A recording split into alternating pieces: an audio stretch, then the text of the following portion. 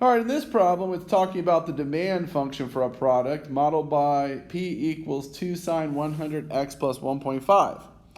So this is an equation that's going to basically talk about the price in dollars of this product. So if we sell more, then the price generally will go up or down depending on how much you sell.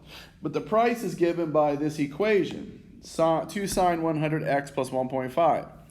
So since it's sine, it actually will go up and down. Depending on how many you sell, the price could go up and down. So it's a very unstable product. So in this case, we'd like to talk about our revenue, because eventually we'd like to optimize revenue, the money we get in. So revenue is the number of units sold times price. Well, in our demand function, the number of units we sell, we're saying we sell X units sold. And then our price is also dependent on X. That's why the price equation has an X in it. So if you want to find the revenue in terms of the number of units sold, it's very simple.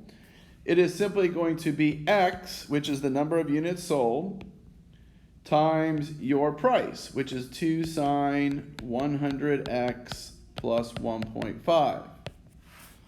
Or if I want to clean it up, I could write it as 2x sine 100x plus 1.5x. So this would tell us how much I would bring in. So just for example, if I put in R of 1, this would tell me my revenue. This would tell me how much I would make if I sold only 1 unit. So it would be 2 sine 100 plus 1.5. Whatever that is, that would be my revenue for 1 unit. And so again, eventually we will try to figure out how many do I need to sell to make my revenue a maximum.